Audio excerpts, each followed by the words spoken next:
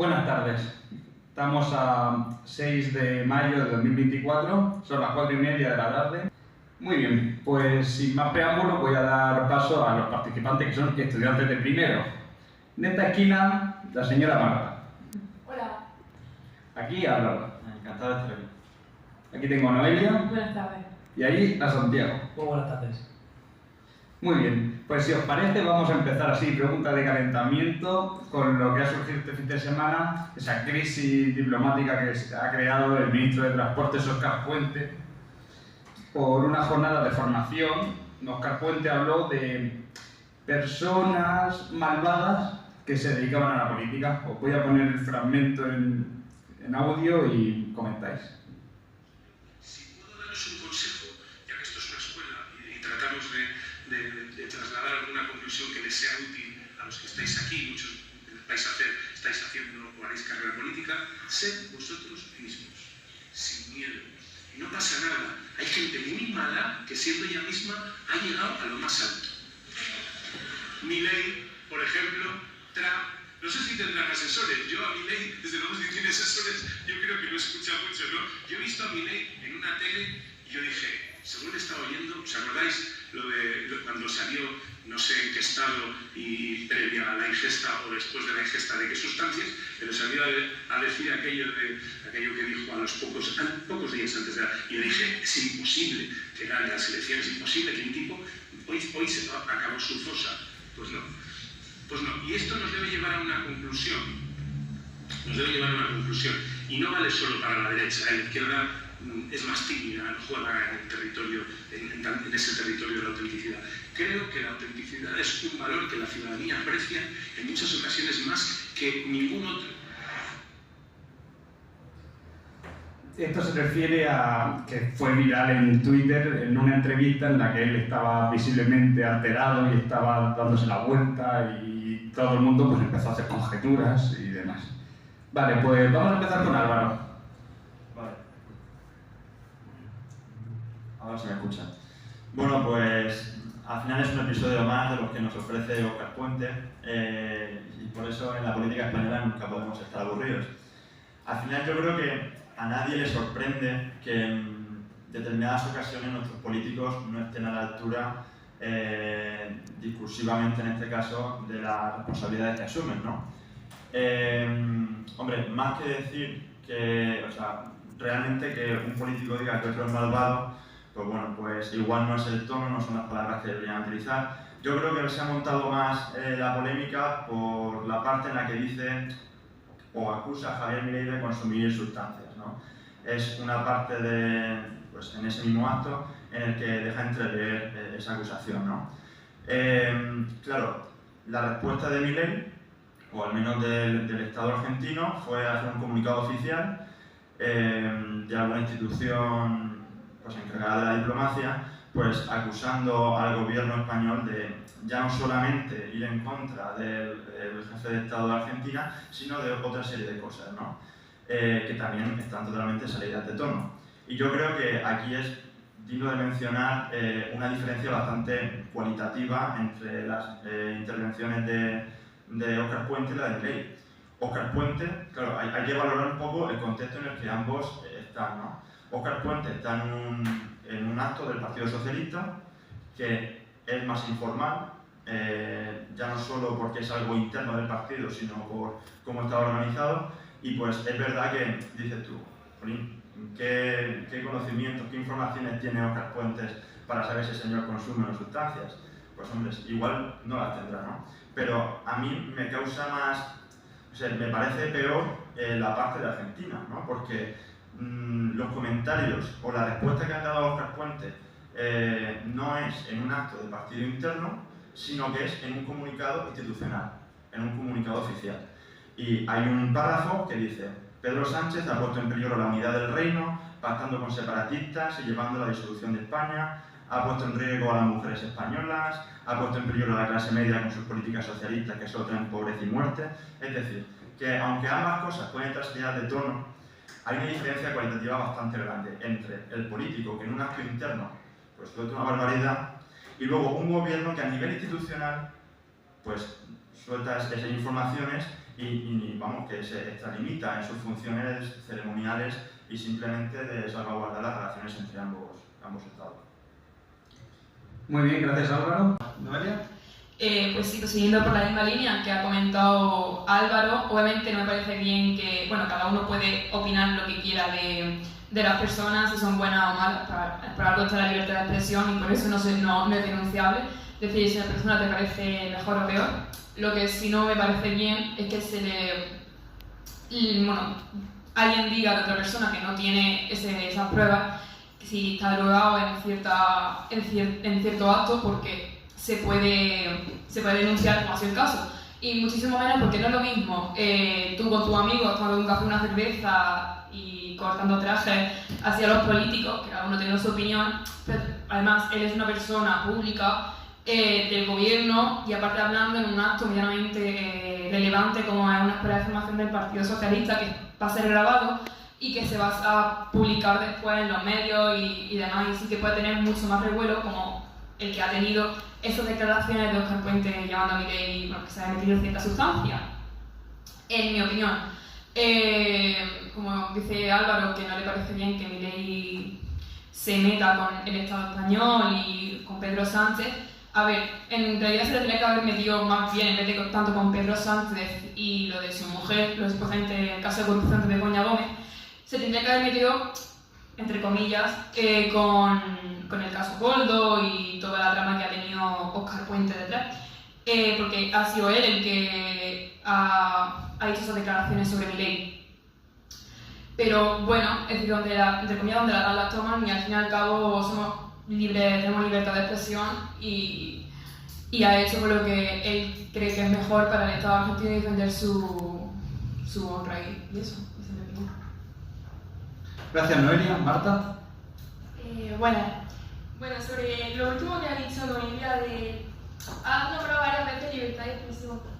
Y yo es que a veces creo que confundimos un poco la libertad de expresión con la libertad de difamación.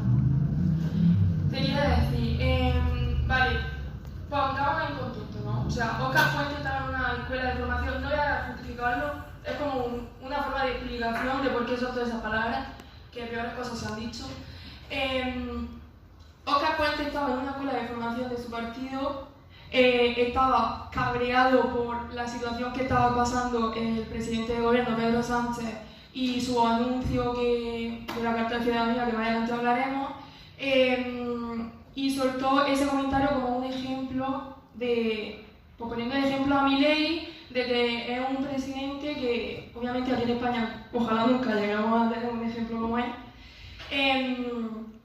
Y nada, simplemente fue un comentario que yo creo que no se le ha dado tanta bola a otras cosas que han dicho otras personas, que me parece incluso peor. Y en cuanto a la carta al comunicado oficial que mandó el Estado de Argentina, no sé, acusando como al gobierno de ciertas cosas que no tenían nada que ver, absolutamente nada que ver, me parece un poco fuera de lugar, la verdad. Porque la cosa iba con Óscar Puente, ya ni con ningún caso, nada, simplemente iba con Óscar Puente sobre unas palabras que soltó, han metido a Pedro Sánchez, han metido a su mujer, han metido que van en contra de las mujeres, sinceramente. Me parece un poco, no, es que me parece fuera de lugar, no un poco, o sea, lo veo totalmente fuera de lugar. No veo ninguna necesidad de que una institución vaya en contra, de aparte de solo una persona como es Óscar Puente, sino también contra el gobierno por un trozo de fragmento de vídeo de literalmente 10 minutos, 10 segundos. No sé, creo que se podría haber hecho de otra manera, se podría haber, yo qué sé, Milei podría haber sacado un comunicado personal contestando a Óscar Puente, o no sé, creo que han querido como abarcarlo todo, como aprovecharse de la situación para, ¿cómo explicarlo?, para poner un poco en contra al gobierno de España. Y no sé, yo lo hubiese hecho de otra manera, como tú dices, no sé si, como dice Óscar Puente, no sé si tienen asesores esa gente, no sé cómo practicarán ellos su política, pero desde luego que en mi opinión yo no estoy nada de acuerdo, y las cosas se pueden hacer de otra manera y mucho más legalmente. Gracias Noelia. Marta. Bueno, yo creo que, a ver, yo creo que Óscar Puente está en una escuela de formación de su partido, estaba en una escuela de formación de su partido, estaba en una escuela de formación de su partido, Gracias, Marta. Santiago. Pues yo quería hablar de que la forma que ha tenido el señor Puente a la hora de hablar en el discurso la veo demasiado obscena, por decirlo de alguna forma, porque no son las palabras que se tenía que haber usado en un acto público, entre comillas, y sabiendo que se estaba retransmitiendo y que mucha gente lo iba a ver después. Yo creo que eso es, como bien ha dicho Noelia, más conveniente hablarlo con un amigo en un bar, porque son palabras que en un bar tú puedes decir lo que quieras porque nadie te lo puede echar en cara, pero al estar en un acto público y al ser grabado tienes que tener mucho cuidado con lo que dices, tienes que ser muy mediático, lo que está claro que no ha sido en este caso. Tacha de mala persona a Milei y a Trump, cosa que no lo veo, no digo que esté a favor de ellos, pero tampoco en contra, pero me refiero que opino que no es nadie como para decir que una persona es buena o mala, eso no lo determinaré. En cambio, la carta de Milei la veo muy fuera de lugar, porque no hace relación a Óscar Puente, sino a Pedro Sánchez, que desde mi punto de vista no tiene nada que ver con el discurso de Óscar Puente. Y la verdad es que lo veo un poco un despropósito, entre comillas, por lo dicho. Muy bien, gracias Santiago. Pues creo que ha quedado claro ya con esta pregunta de calentamiento, más o menos para empezar con la cuestión principal, que es la Carta de la Ciudadanía. En el primer podcast nuestros invitados dieron su opinión de la carta que envió Pedro Sánchez.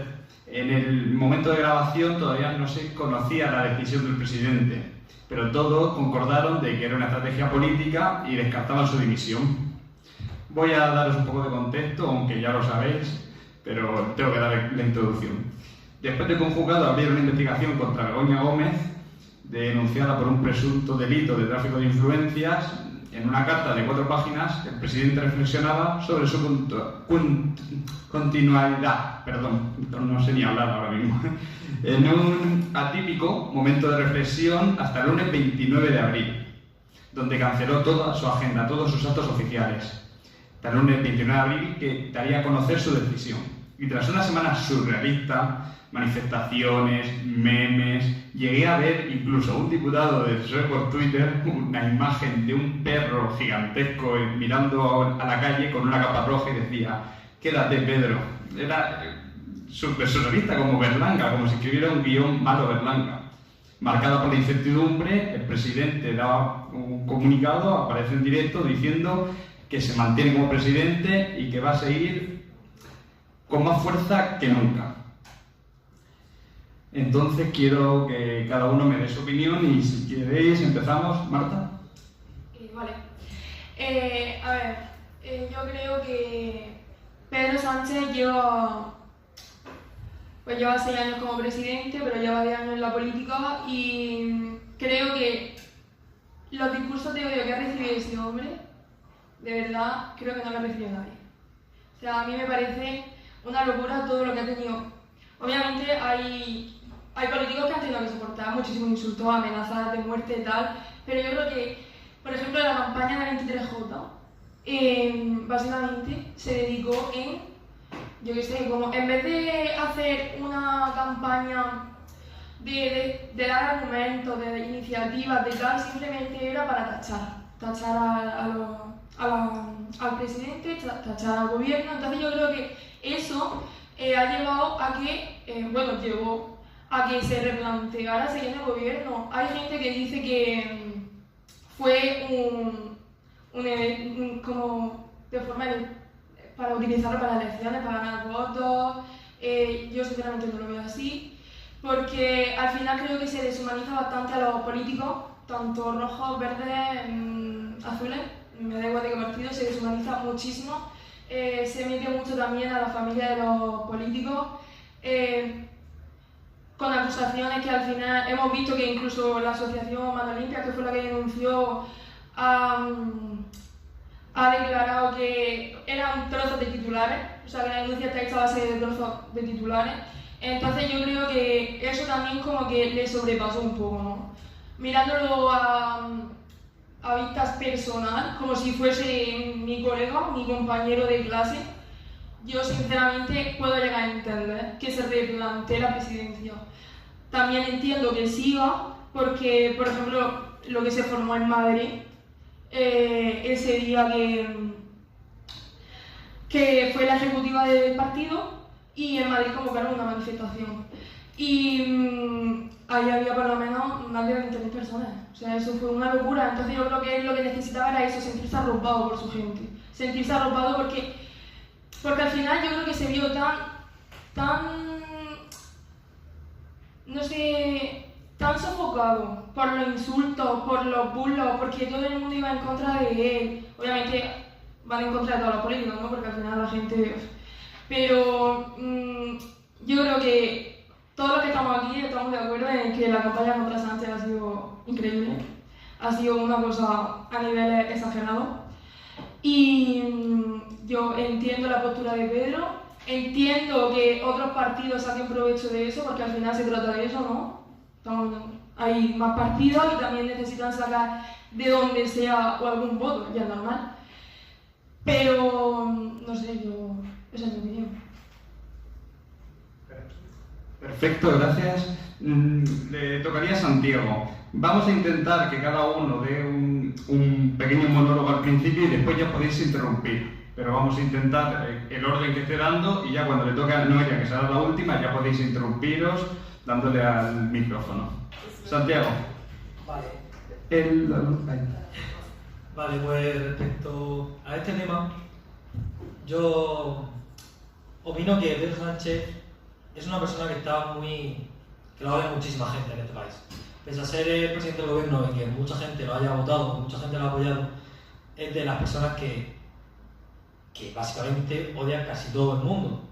Además, casi todo el mundo que tenga más de 50 años, la verdad.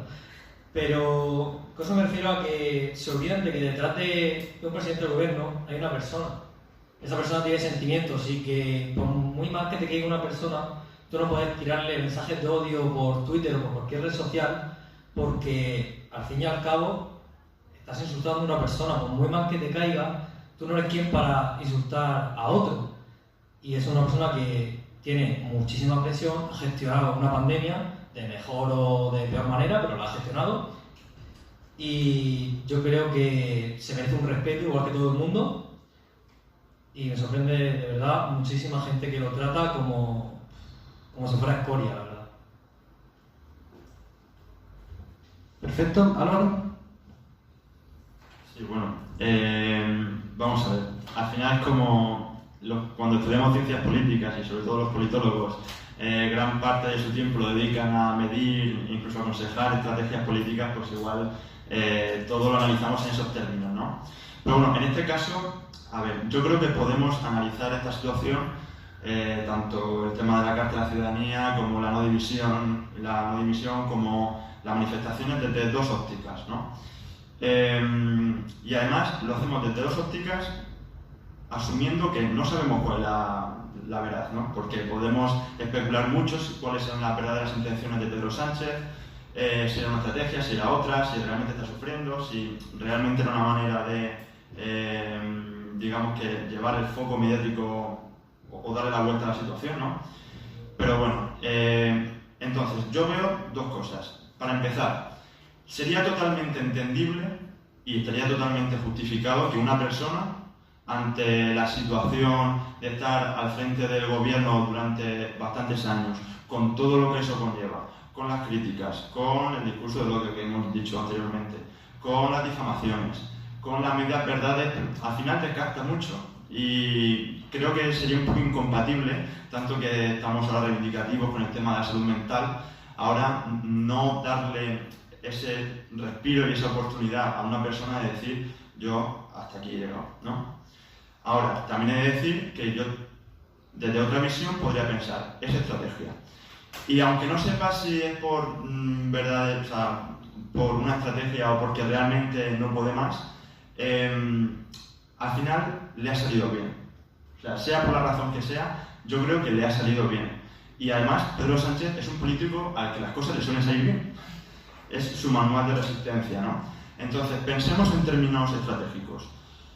Vemos que en este país hay una oposición que durante los últimos meses ha construido sobre la imagen de Pedro Sánchez, pues la imagen de una persona sin escrúpulos, sin emociones, que es capaz de hacer cualquier cosa con tal de mantenerse en el poder.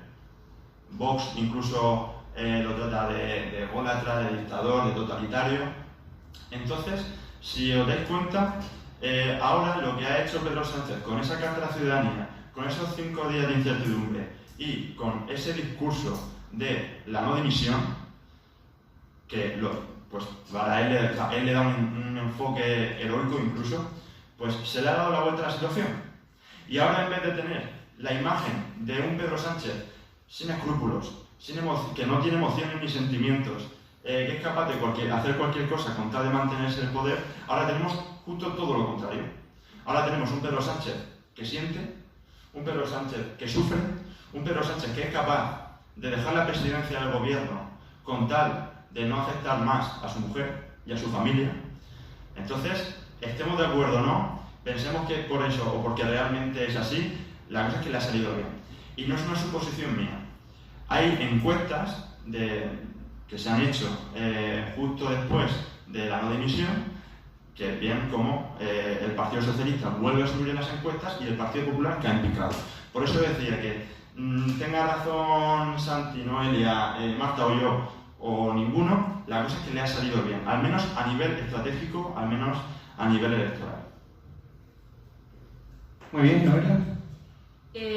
Bueno, primero quiero contestar una cosa que ha dicho Álvaro, de que si ha dicho que Pedro Sánchez, bueno, dicen que Pedro Sánchez puede hacer cualquier cosa por seguir en el poder. Yo me creo que eso es el papel de cualquier político, ¿no? De hacer lo que sea para estar en el poder. De hecho, Pedro Sánchez lo ha hecho, porque en campaña electoral decía que, bueno, hace 4 años que no iba a pactar con Podemos, como tenía que pactar con Podemos para estar en el poder, pactó con Podemos, él diciendo que no iba a pactar con Podemos, que no iba a dormir tranquilo. Estas pasadas elecciones hay mítines de él diciendo que la amnistía no sería constitucional, o porque estaba en contra de la amnistía, ahora pacta con los catalanes que quieren la amnistía. Sea por una razón o de otra, porque este debate yo lo he tenido con Álvaro de que él opina que la amnistía es buena para España, eso ya es otro tema de debate. Pero yo pienso que sí, Pedro Sánchez sí que puede hacer cualquier cosa por mantenerse en el poder, porque de hecho ese es el papel de cualquier político, buscar el poder por la manera que sea. Y ya volviendo al tema de la Carta a la Ciudadanía, a ver, voy por puntos. Discursos de odio ha habido hacia todos los políticos. De hecho, no solo se ha hecho en los últimos años ni en los últimos meses contra Pedro Sánchez, sino que Pedro Sánchez ha hecho sobre Ayuso, metiendo a familias suyas que no están implicadas en la política, como su hermano. Porque, por cierto, Álvaro, ¿te gusta la fruta?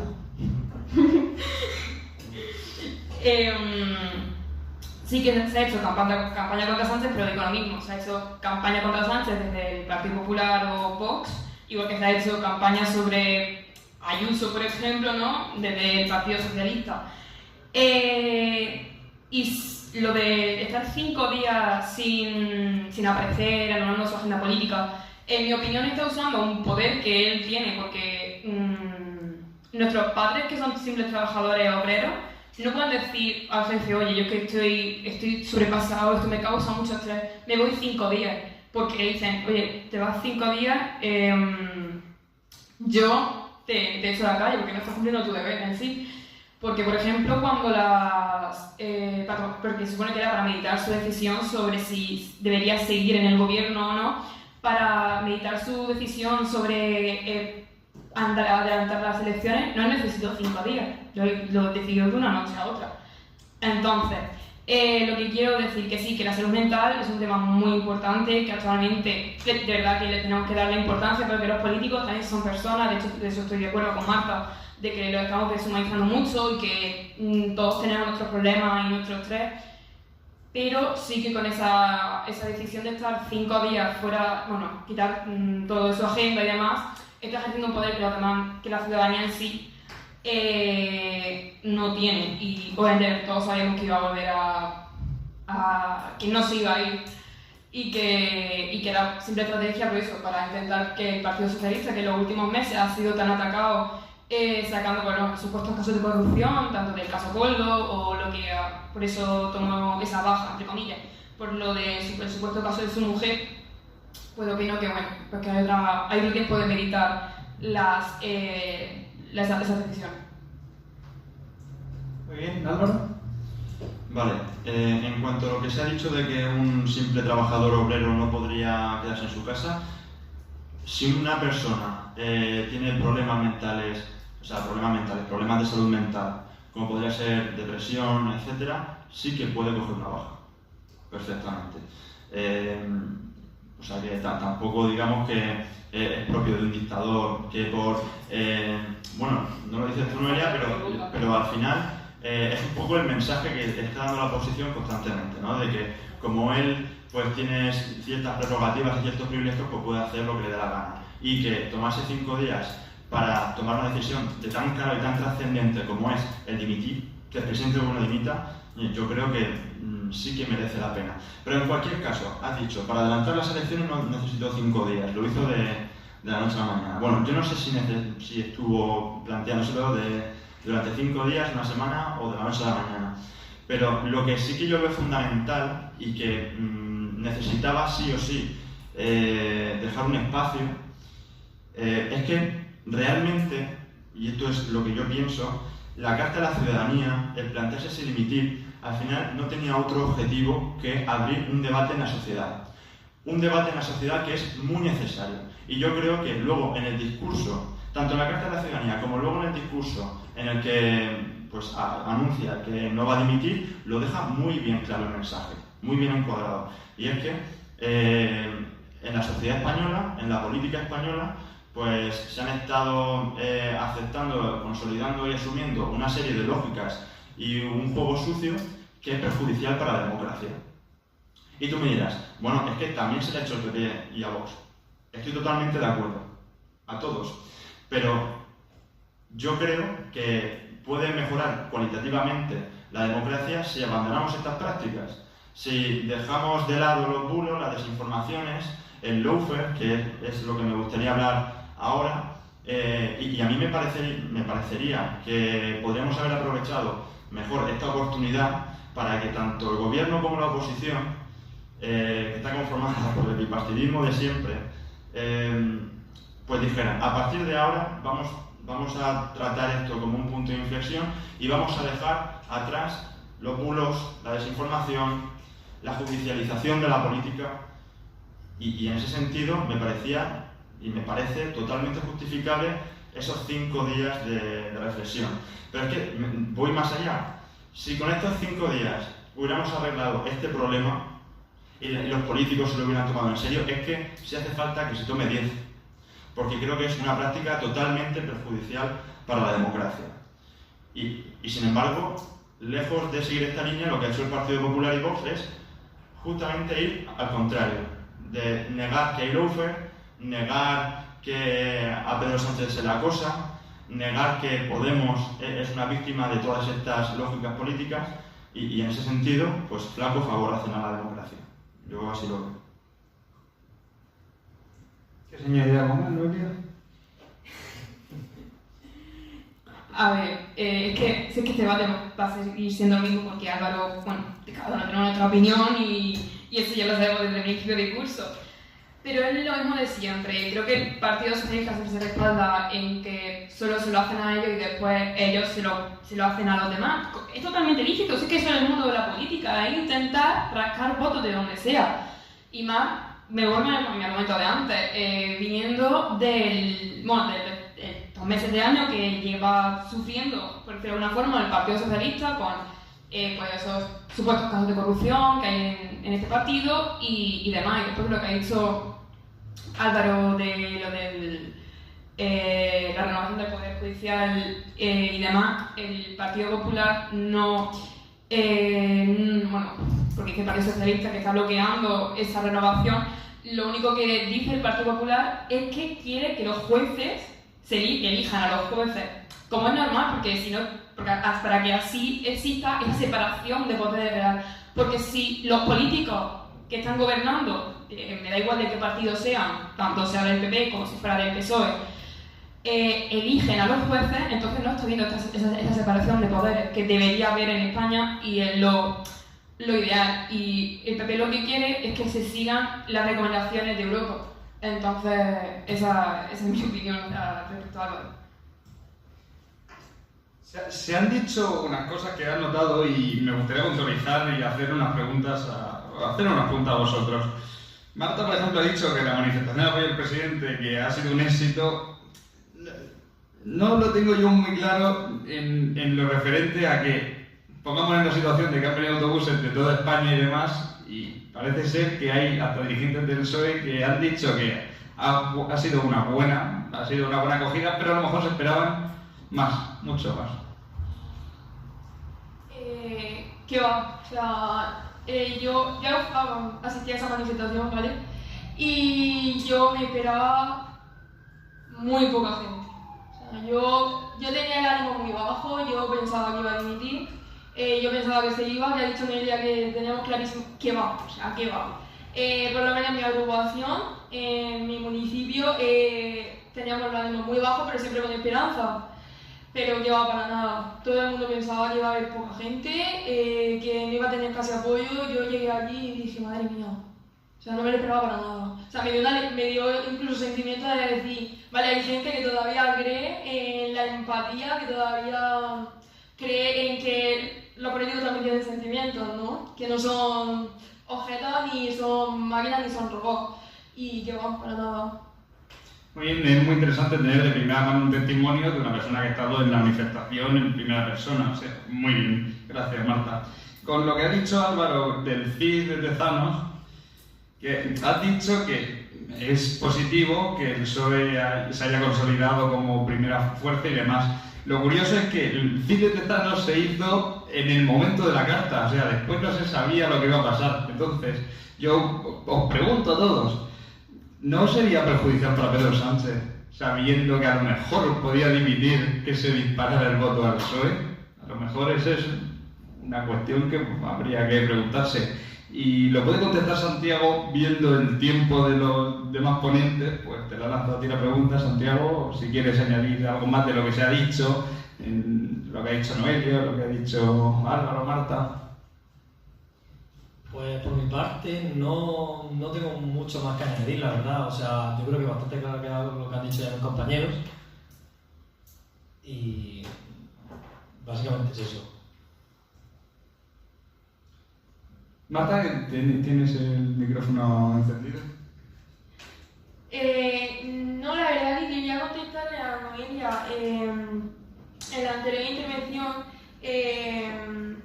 ha comentado, bueno, también le ha contestado Álvaro en realidad, lo de pues, que la gente bueno, no tiene los mismos derechos que el presidente en cuanto a que se puede tomar 5 días de vacaciones. Yo para mí la verdad que eso no son vacaciones, o sea, yo considero que, como ha dicho Álvaro, ser presidente del gobierno creo que para mí sería una de las mayores responsabilidades que puede tener un político. O sea, eres presidente del gobierno, todo el mundo espera cosas buenas de ti, todo el mundo espera que des el 100%, todo el mundo espera que seas perfecto.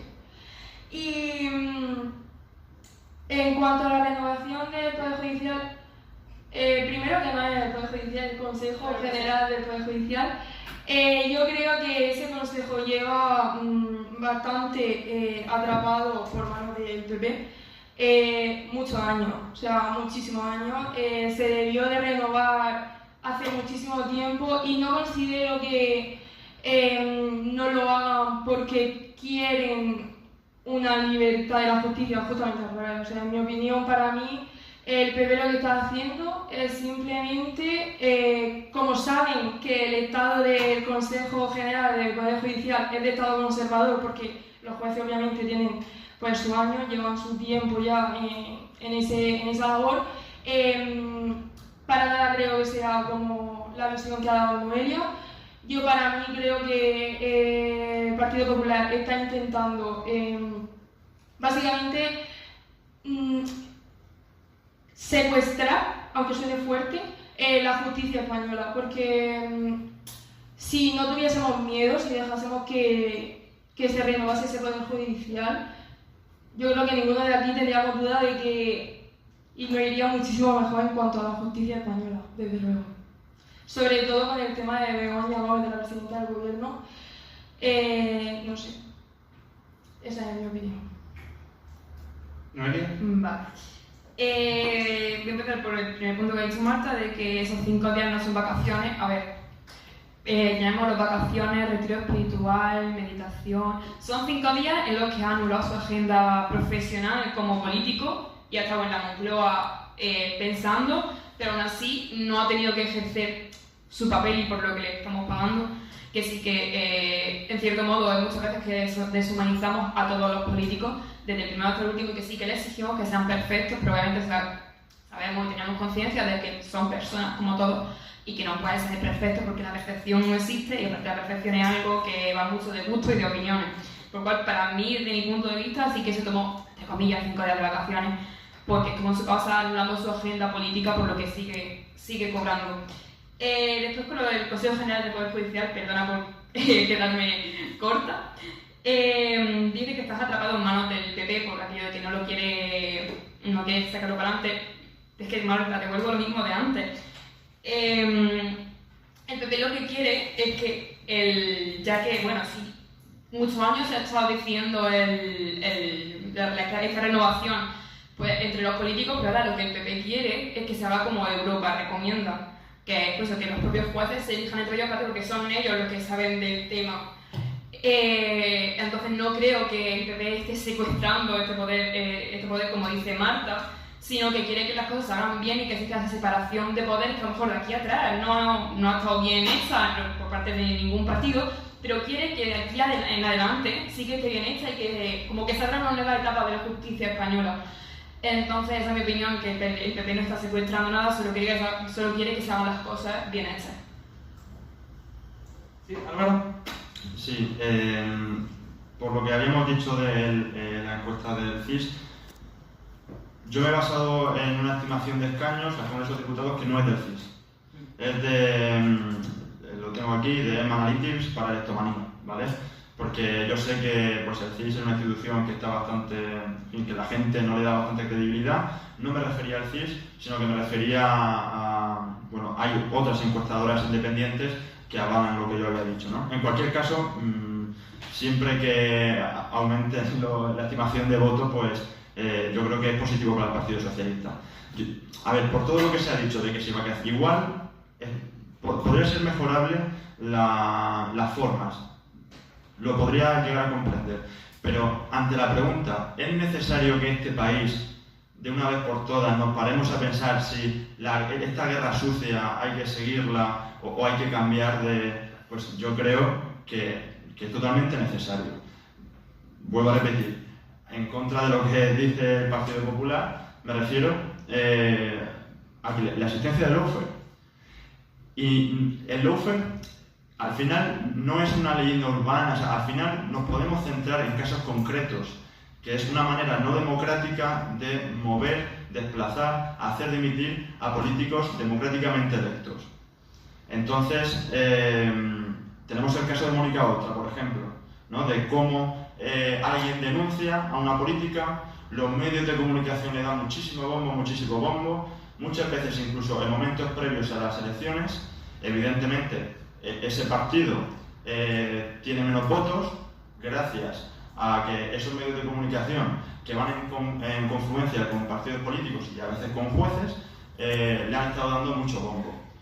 Igual hace que ese partido tenga menos votos en las elecciones o incluso, como pasó en el caso de Mónica Oltra, se limita y luego un juez dice que no encontraba delito ninguno o archiva directamente la causa. Entonces, vuelvo a repetir que esa es una manera no democrática y ahí pues entra el Poder Judicial, entran los medios de comunicación y entran los políticos.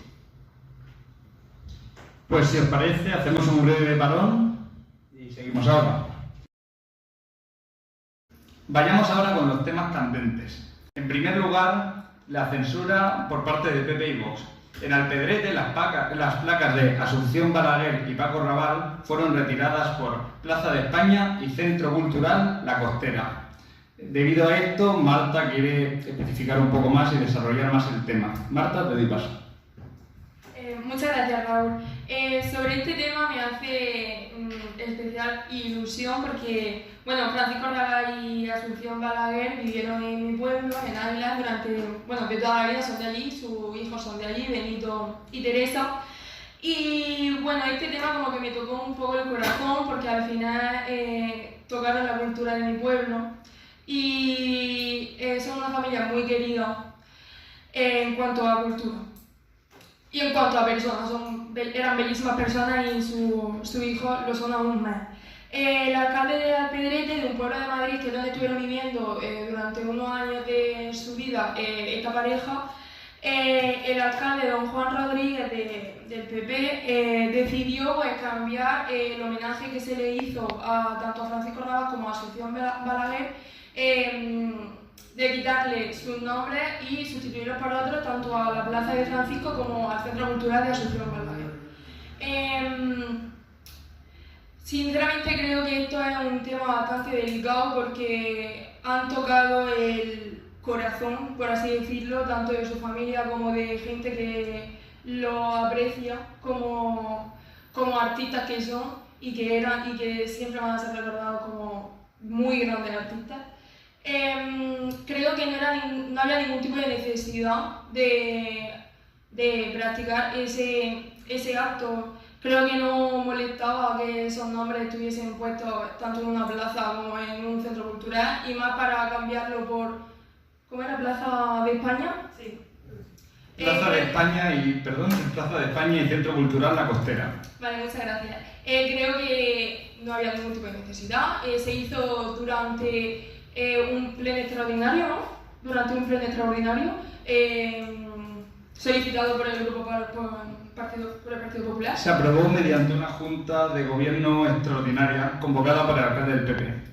Entonces yo creo que fue como un acto vandálico a la cultura. Y lo digo con todo el conocimiento del mundo, porque nosotros los aguileños, y hablo en nombre de los aguileños, tanto mi alcaldesa como nosotros, bueno, mi alcaldesa mandó un comunicado al alcalde de Alpedrete porque lo vio de totalmente injusticia y pidiéndole por favor y suplicándole que no cambiase los nombres de esta pareja, porque, bueno, tanto su hijo como mi alcaldesa, su hijo también mandaron un comunicado al cual no lo han hecho en mi caso, han cambiado la placa igual, y me parece un poco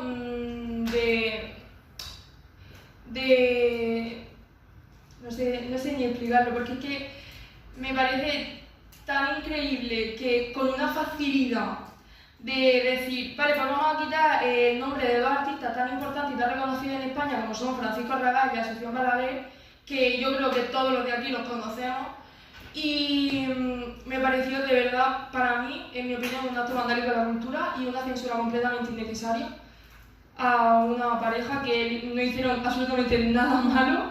Y sobre todo la primera razón que yo pensé en cuanto me enteré de esta noticia fue que, bueno, todos sabemos, esto también lo nombra Benito Rabal, el hijo de la pareja, en la carta que le manda al alcalde. Creemos bueno, no voy a citar las palabras esta vez porque no tengo la carta delante, pero hacía referencia a que ellos creían que se había producido este cambio de nombre de plaza y de la Casa de la Cultura porque tanto Francisco, no sé si Asunción también, era del Partido Comunista, estaba afiliado al Partido Comunista y siempre se han mostrado públicamente democráticos, del Partido Democrático, se han mostrado públicamente de izquierda y creo que fue como un acto como de venganza, a mi parecer. Muchas gracias, Marta. Vayamos ahora con el último punto, que es el último punto polémico que tenemos, que es el de la tauromaquia. El Ministerio de Cultura ha decidido suprimir el Premio Nacional de Tauromaquia. Tengo aquí a mi lado a Álvaro, que tiene unos datos que quiere compartir con vosotros. Álvaro, cuando quieras. Sí, bueno, otra vez en nuestro país se ha abierto el debate de la tauromaquia, que es un debate que parece que no se va a extinguir nunca, pero ha sido a raíz de la decisión del ministro de Cultura, Ernest Urtasun, de sumar, de eliminar o no convocar este año el Premio Nacional de Tauromaquia. Pues esto ha levantado bastante revuelo y muchas críticas por parte de la gente que es taurina y sobre todo materializado en las críticas de los partidos políticos, partidos del PP y Vox. Y pues nada, me he apuntado una serie de datos que yo creo que justifican la decisión del Ministerio, ¿no? Hay una empresa de estadística británica, se llama Ipsos Morty. He escogido una empresa que no es española para tratar de tener una visión más, en fin, pues aquí en España somos muy dados a desconfiar de ciertas encuestadoras por su afinidad a X fuerzas políticas, ¿no? Y bueno, pues Ipsos Morty hizo un estudio sobre el apoyo y el rechazo que tenían los españoles a la tauromaquia y pues las conclusiones pues fueron obvias, ¿no? El rechazo a estos festejos era mayoritario en absolutamente todas las franjas de edad. Casi el 60% de los encuestados eran contrarios o muy contrarios y apenas un 19% estaban a favor de la tauromaquia. Si atendemos a más estudios estadísticos y si nos centramos concretamente en los jóvenes, el 84%, repito bien, el 84% de los jóvenes no se sienten orgullosos de vivir en un país que otros califican de taurino, ¿no? Aún así, se siguen permitiendo corridas de toros y festejos taurinos, ¿no? Pero si concretamos aún más, por si aún no estuviera claro y justificado la decisión del Ministerio de Cultura, y si nos centramos justo en ese premio, 3 de cada 4 españoles rechazan destinar fondos públicos a nada que tenga que ver con la tauromaquia. Es decir, que la gran mayoría, casi el 75% de los españoles, le parece mal que se coja del erario público un dinero destinado a un premio, pues a alguien relacionado con la tauromaquia. Pero es que voy aún más allá. Según los datos del Ministerio de Cultura, pese a que se organizan y se convocan más actos taurinos que en los últimos años, la asistencia ha caído en picado. De manera que no asisten a este tipo de festejos y a las corridas de toros ni el 2% de todos los españoles. Es decir, de cada 100 españoles no van ni 2. De cada 10 españoles no van casi 0. Entonces, yo creo que esto tiene también mucho que ver con la simbología, ¿no? Al final, son las sensibilidades de los españoles las que tienen que determinar qué simbología tiene un país y qué premios, por ejemplo, puede dar nuestro ministerio con dinero público, ¿no? Entonces, los premios y todos los incentivos destinados por parte de los ministerios y de la administración pública, yo creo que tienen que ir tienen que ir orientados y atender a esas sensibilidades. Entonces, yo creo que atendiendo a la estadística ya vemos que hay un rechazo mayoritario de los españoles a la tauromaquia y que, por tanto, este premio es innecesario.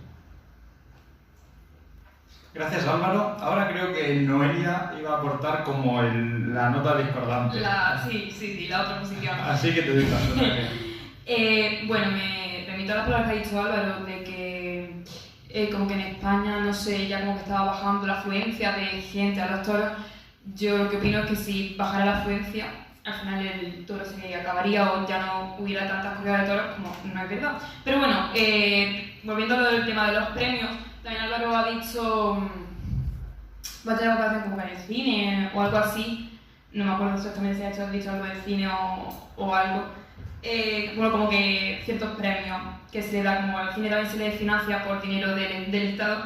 Pues quiero decir, como ciertos datos, ya que tú has dicho ciertos datos de encuestas, yo voy a tratar el tema económico, que es por donde va a ir mi hilo, que es que los toros, de esto del Libre Mercado, el periódico, dice que los toros aportan 5 veces más IVA que el cine español, que también se le beneficia por el Estado. Aparte que si poco a poco vamos quitando esta tradición tan española de los toros, al final el toro de Lidia se acabaría extinguiendo.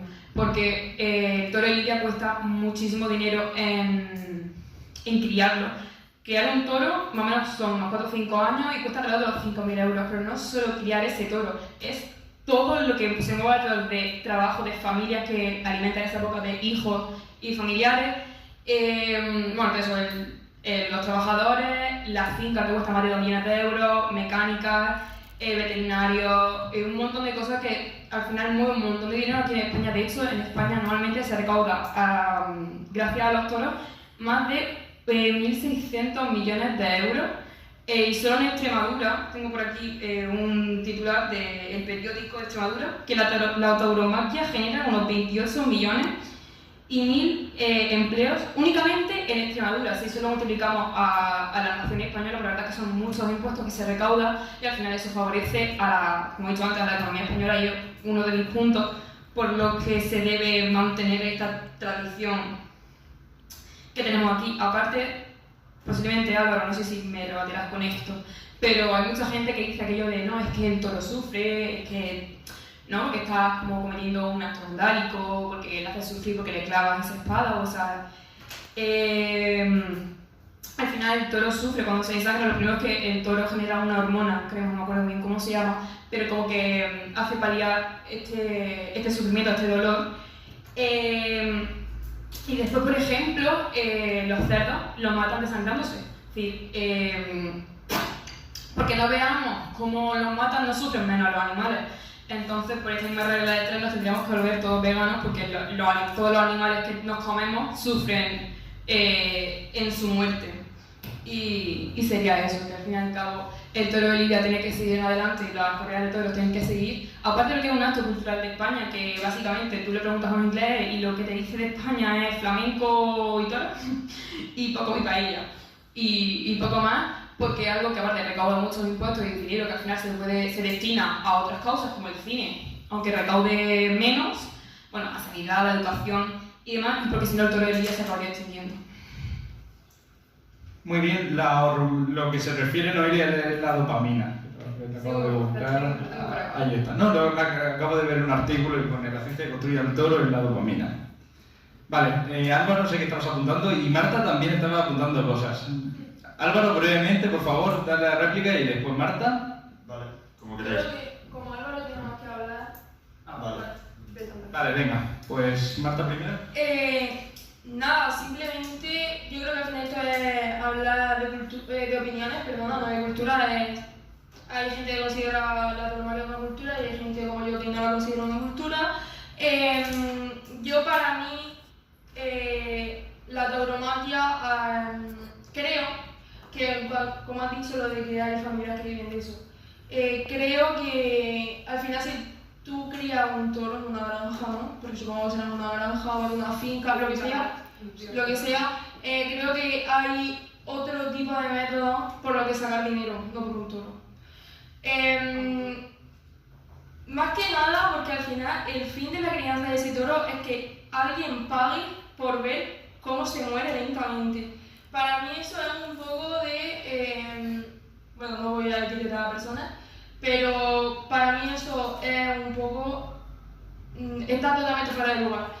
Yo no quiero que se conozca a mi país, yo hablando personalmente, respeto tu opinión como lo de los taurinos. No quiero que se represente a nuestro país como un país que llama cultura al placer visual de cómo sufre un animal muriéndose lentamente.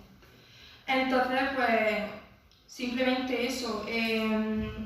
Creo que me parece como un poco locura, ¿no? Aunque tenga muchos años, yo creo que hay tradiciones, yo qué sé, también tomamos tradiciones, yo qué sé, que la mujer para la casa, ¿no? Hay tradiciones que no hay que guardar y creo que han pasado muchos años ya desde que, bueno, creo que la tauromaquia ha ido decayendo completamente, como ha dicho Álvaro. Y creo que hay cosas que tenemos que dejar atrás porque son un poco conservadoras y bastante antiguas y que al final estamos en otro contexto, ¿no? Hay nuevas leyes de derecho al bienestar animal, creo que estamos en otro contexto totalmente diferente a cuando la tauromaquia estaba en su top, ¿no? En su máximo esplendor. Y nada, sinceramente yo creo que para mí la tauromaquia es un acto, no sé, desgarrador. Yo creo que nunca voy a apoyar ese tipo de actos porque me parece totalmente fuera de lugar ver cómo sufre un animal lentamente y encima pagar por ello. Y nada más. Ya que Noelia es la única persona que está a favor, vamos a dejarla primero que te conteste y luego Álvaro sigues tú y después Santiago. Vale, brevemente Marta, respeto tu opinión, obviamente hay opiniones de todos los gustos, pero voy a hacerte una pequeña puntualización porque me resulta muy, bueno, irónico, de cierta manera, porque hace pocos meses, bueno, un año, cosas así, creo que sacó el gobierno la ley de bienestar animal. Casualmente, mira tú por dónde, los únicos animales que no se meten dentro de esta ley, se hallan todos los que están en zoológicos, las tiendas de animales y demás, los únicos dos animales que no se meten es la caza, los perros de caza y los toros. Solo, macho, si un gobierno está en contra de la tauromaquia, de la caza, lo que sea, pero es para hacer una ley de bienestar animal que no los mete a ellos. No sé, me resulta irónico y un poco chocante de que no los metan. Y yo me creo que es por lo mismo que he argumentado anteriormente, y es porque el toreo mueve muchísimo dinero a nivel nacional. Bueno, y fuera de la frontera española, no solo España tiene esa tradición del toreo, sino también otros países como Portugal, Francia y países de Latinoamérica, que aunque nosotros no lo veamos tanto, pero sí que tienen mucha tradición de toreo. Así que no solo en nuestro país estaría visto como lo que tú has dicho. Y yo me creo que no meten estos dos aspectos dentro de la ley de bienestar animal, por eso, porque mueven muchísimo dinero a nivel económico, nacional, y no les interesa. Muy bien, Álvaro. Sí, bueno, Marta sí que ha hablado de cómo sufre el toro y que igual le parece más que cultura tortura, ¿no? Que parece que el eslogan de siempre de los antitaurinos, pero si te das cuenta, Noelia, yo no te he hablado de nada de eso.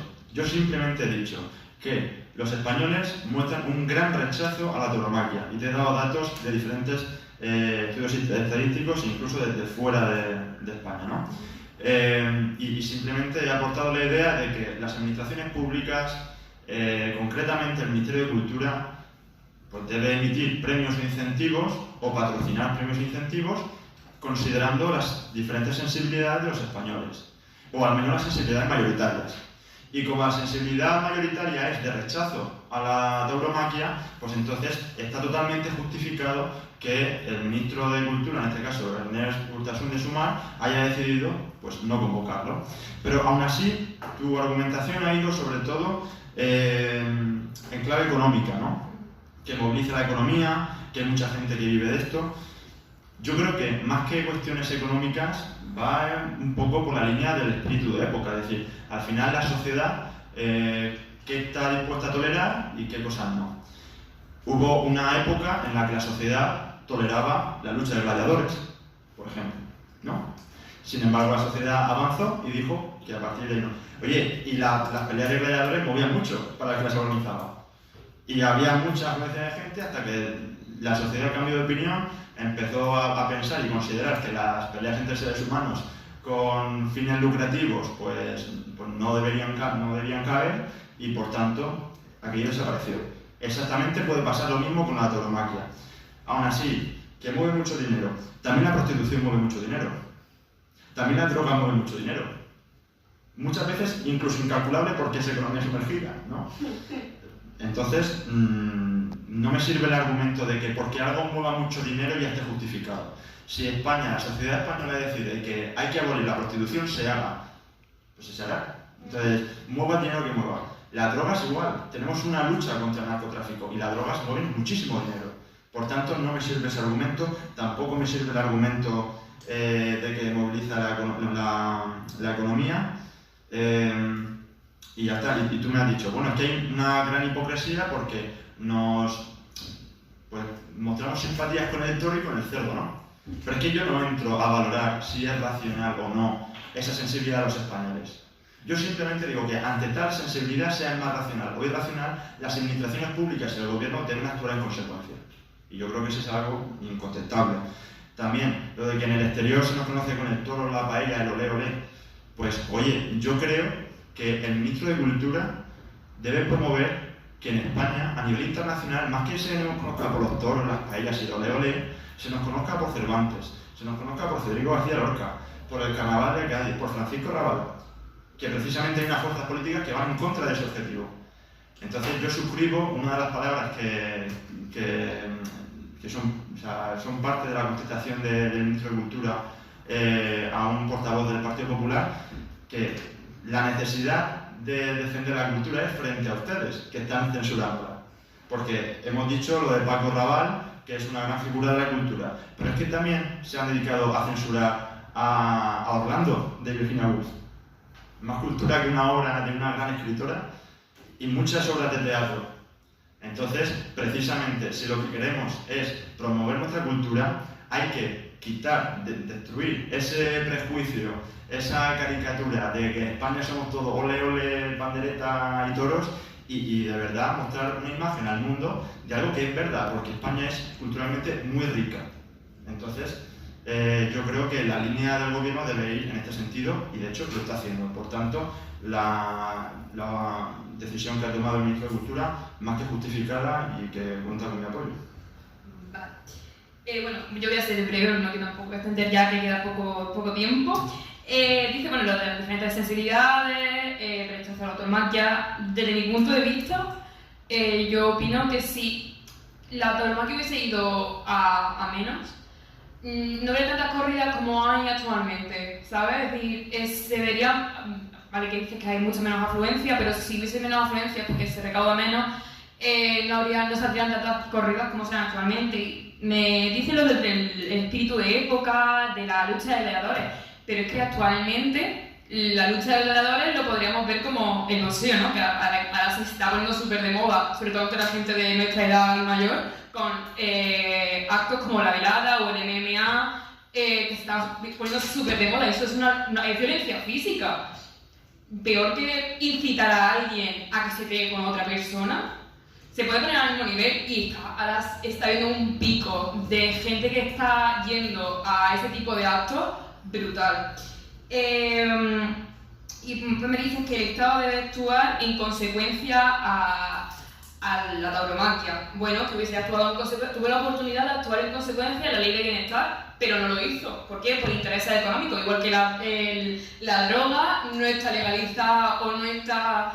no hay ciertas leyes como muy restrictivas contra la droga. ¿Por qué? Porque no les sale a cuento. Igual que en un de ley que querían prohibir el tabaco, pero es que si prohíben el tabaco hay un montón de impuestos que se recaudan, que de hecho recauda el Estado gracias al tabaco y esta sustancia. Así que si el Estado no ha actuado en consecuencia es por sus intereses económicos. Vale, Santiago, no te voy a decir que seas breve, tú puedes explayarte un poco más si quieres, ¿vale? Sí, ¿verdad? Vale. Quisiera rebatir un par de puntos a Noelia. Como por ejemplo ha dicho que todos los animales mueren sufriendo. Entonces ahí te tengo que corregir porque desde que tengo uso de razón, yo básicamente estoy viviendo en una carnicería. Literalmente porque mi padre es carnicero y desde que tengo 11 años he estado ahí todos los días. Y lo sé de primera mano, por ejemplo los corderos no mueren, como has dicho, desangrados como los cerdos, sino con un tiro en la cabeza. Entonces ahí no puedes decir que el animal esté sufriendo. Porque al toro, por ejemplo, sí lo hace sufrir, y de mala manera. Y el siguiente punto es que dices que el boxeo, por ejemplo, es como el toreo, que se pueden poner al mismo nivel. Entonces yo ahí no te puedo dar la razón, a no ser que en el boxeo dos personas vayan con espadas y vayan a matarse. Entonces ahí sí me puedo poner a tu nivel. Y la verdad que prefiero que si el toro está condenado a nacer para morir a los 5 o 6 años, apuñalado y desangrándose, aunque sí viva muy bien el tiempo que tienen y tal, pero yo sinceramente prefiero que nazcan para que vayan a morir de esa manera. Yo la verdad que prefiero que se extingan, la verdad. Vale, Sandra.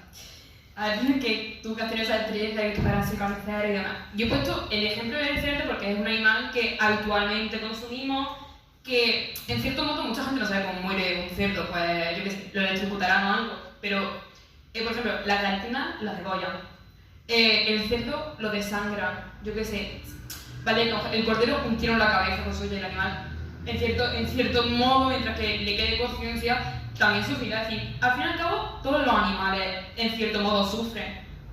Eso no ha ido a ninguno porque hay que matarlo de alguna forma y matándolo sufren. Si no lo matamos, bueno, vamos a ser todos veganos, porque vegetarianos tampoco, porque si le echamos insecticida a las plantas, pues mueren bichitos que se alimentan de ellas. Me dicen que el toreo no lo puedo poner al mismo nivel que el boxeo porque es para poner al mismo nivel, los hombres tendrían que ir con espadas y demás. A ver, obviamente, no es lo mismo alguien se enfrente a un animal que se enfrente a dos personas, pero al final hay muchas consecuencias negativas y sí que ha llegado gente por el boxeo a morir o quedar muy afectado. De hecho, hubo un caso de un boxeador que le dieron mal dado y se quedó en silla de ruedas fatal.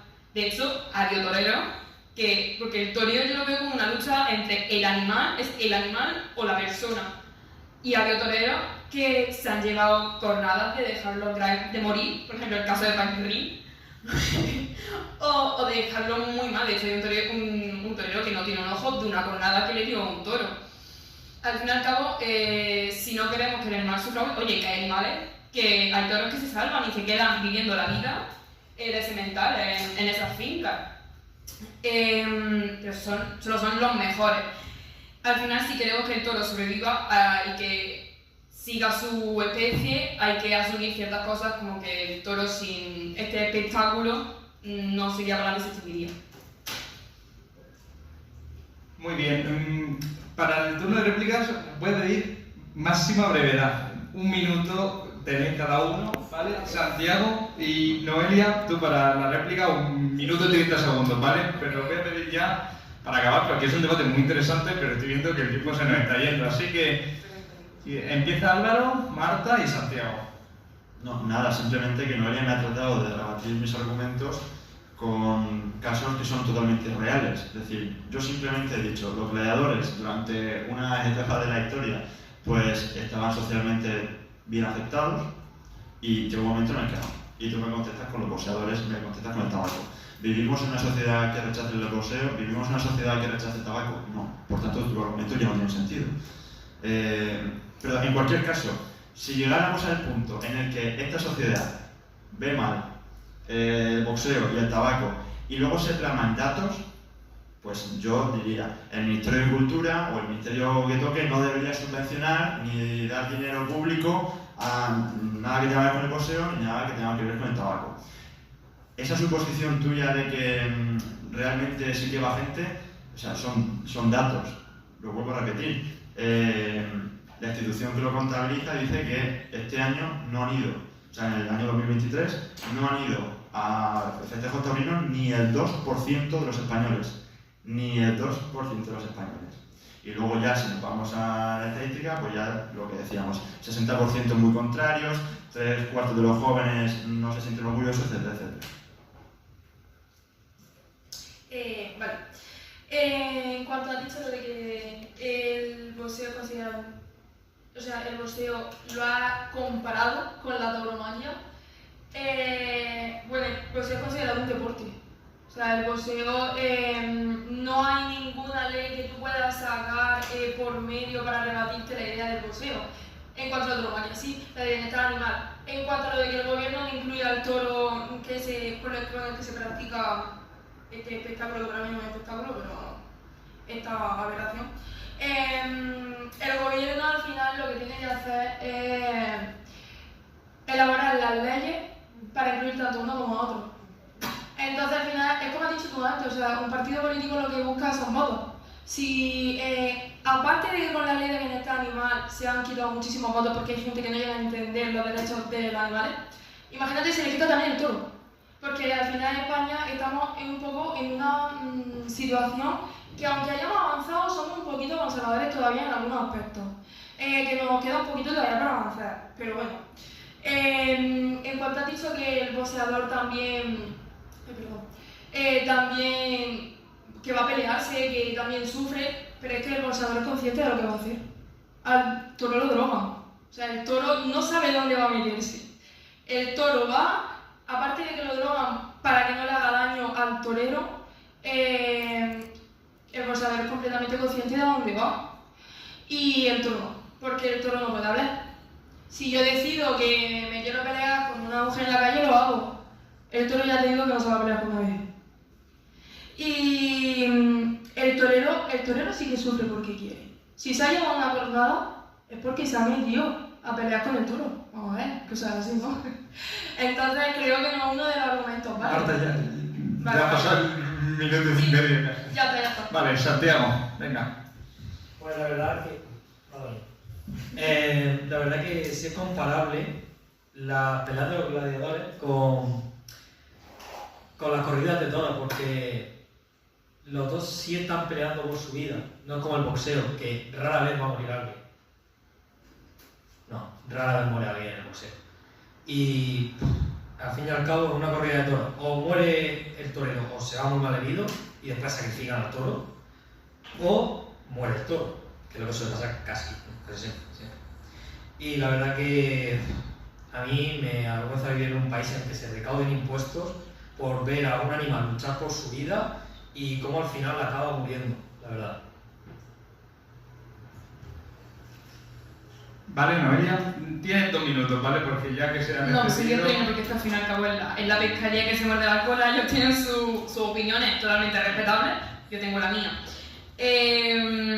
Bueno, en cuanto a Marta, que me ha dicho que los partidos buscan votos, pero es que el Partido Socialista, los votantes del Partido Socialista, en su gran mayoría, porque no puedo hablar en nombre de todos, porque yo no sé no he entrevistado a cada una de las personas que votan al Partido Socialista, pero en su mayoría si lo votan a él porque están de acuerdo con lo que dice. Y el Partido Socialista no está en contra de los toros, por ende, no sigo sin entender el por qué no metieron a la ley de bienestar animal a los toros, porque al fin y al cabo le iban a votar sus propios votantes. Y quizás incluso hubiesen tenido más votos al meter a estos animales, porque sé de mucha gente que no votó en las pasadas elecciones, porque hicieron una ley de bienestar animal que en realidad no se centró en lo que, entre comillas, debería centrarse. Sí, tengo poco más que decir, porque al fin y al cabo todo esto ya lo he rebatido antes, sí que me ha hecho Santi, que el boxeo y lo de los gladiadores sí que se podrían hacer una comparación, porque sí que... Bueno, Las corridas de toros y los gladiadores, no el boxeo de pues yo tengo el boxeo y los gladiadores. Bueno, total, que sí que sigue siendo el mismo argumento de... Bueno, y le vamos a dar la misma vuelta que antes. En mi opinión, el toro existe por la corrida y sin la corrida el toro pues dejaría de existir. Y poco más. Vale, Marta me lo ha rogado 30 segundos, Marta, y ya no despedida, En lo que has dicho de que si el Partido Socialista mete algo en su programa electoral, todos los socialistas tienen que estar de acuerdo, entonces no le encuentro sentido porque tú tampoco estás de acuerdo en la censura de las plagas de Francisco Ravera y Sergio Berger, ¿no? Entonces ese argumento también es decaído. Sí, puede Vale. Una cosa, es que no es lo mismo, es que son temas totalmente distintos. La tauromaquia con el cine, por ejemplo, que el cine, yo creo que si salimos a la calle ahora mismo, cuando salgamos, y le preguntamos a cualquier persona, da igual de la ideología que sea, que si está de acuerdo con que se fomente el cine o que se quiten ciertas placas o no, pues con el tema anterior de Paco Raval, va a estar en desacuerdo que se quiten, porque es algo cultural y que yo pienso que la cultura y la política, bueno, la cultura tipo cine y la política no se deberían de mezclar, simplemente, por eso antes no intervení. Pero con el toreo pienso que obviamente los partidos políticos defienden una idea y que después si elaboran leyes que no meten esas ideas que ellos defienden en las leyes, pues, para mí, desde mi punto de vista, no tiene mucho sentido. Eso ya es opiniones de cada uno y totalmente respetable. El público pregunta que si la carta de Milei contra Óscar Puente y contra Pedro Sánchez, sobre todo Pedro Sánchez porque no menciona Óscar Puente, tiene algo que ver si Vox, al tener tanto contacto con Milei y demás, si tiene algo que ver con la elaboración de esa carta. ¿Qué pensáis? Bueno, pues yo lo tengo clarísimo, es decir, al final Milei, Vox y todos los partidos de la extrema derecha populista, Trump, pertenecen a la misma familia política, se han marcado unos objetivos conjuntos y evidentemente es luchar contra la izquierda, contra la globalización, Trump en este caso no, pero sobre todo la extrema derecha populista en Europa y evidentemente lo secunda Milei, entonces no es más que parte de una estrategia y de una hoja de ruta en común. No, solo para complementar un poco lo que ha dicho Álvaro, yo creo que al final como tanto Vox como Milei como cualquier partido de ultraderecha del país que sea, siguen el mismo discurso. Entonces, no me parecería nada extraño que hubiesen participado en la elaboración de la carta, obviamente. Bueno, para complementar el argumento de Yotos, que yo creo que es el único argumento en el que podemos estar de acuerdo. Sí, desde el punto de vista claramente Vox España tiene algo que ver con algo que ver. Ha ayudado a redactar la carta, porque aparte si tapas lo de ministerio, lo de el escudo de Argentina y pones Vox, podríamos creernos que es suyo, pero también por el simple hecho de que últimamente Milei y Santiago Abascal están teniendo como mucho acercamiento, últimamente se han visto en persona, creo que Santiago Abascal fue a un mitin o algo de Milei, entonces no me extrañaría que Santiago Abascal le haya dado algún argumento a este para escribir la carta. Sinceramente iba a hablar de lo de Abascal con Milei, que tiene una buena relación, pero no es la semana pasada. Y básicamente quería aportar lo mismo, que la verdad que la carta de Milei es sobre todo para atacar al gobierno de Sánchez, muy prácticamente lo que hace Abascal cada día que entra al Congreso, y básicamente es eso. Isabel, ¿se da por respondida? Sí. Muy bien, pues muchas gracias por dar la respuesta. Muy bien, creo que la segunda parte, la continuación va a ser después de acabar el podcast en los pasillos, seguramente vayamos a comentarlo y demás. Muchísimas gracias, Marta, por estar aquí. Gracias a vosotros siempre. Me parece una iniciativa bastante chula, porque al final damos voz a testimonios reales, como por ejemplo yo hablo del caso de Francisco Rabal, o no sé, me parece bastante interesante y enriquecedora para nosotros, porque al final estamos haciendo un grado en el cual tenemos que hablar al público, ¿no? Y me parece fantástico. Muchísimas gracias. Pues te lo agradecemos mucho en nombre de la delegación de estudiantes que representamos Carlos y yo y los demás. Álvaro. Pues nada, pues gracias por invitarme, me lo he pasado muy bien y pues nada, espero volver otra vez por esta mesa. Seguro que sí. Santiago. Pues lo mismo, muchísimas gracias por invitarme y aunque algunas de mis exposiciones han sido breves, la verdad es que me lo he pasado muy bien y espero que esto siga así y tenga muchísimo futuro. Estamos hablando antes de gladiadores y demás. Yo en esta parte me he sentido como quien veía una gladiadora luchando como contra tres, entonces ha sido un poco así. Muchas gracias, Noelia. Nada, decir que muchas gracias por invitarme y traernos aquí. Que desde mi opinión esto es un buen proyecto para el grado, porque Ciencias Políticas es un grado que quizás está como está menos visto, que menos gente se abunda y que es muy importante que sepan que sí que hacemos algo que es muy importante para la sociedad, lo que aquí estudiamos. Así que pues nada, espero volver aquí. Y muchísimas gracias a todos por vernos y escucharnos un día más. Adiós.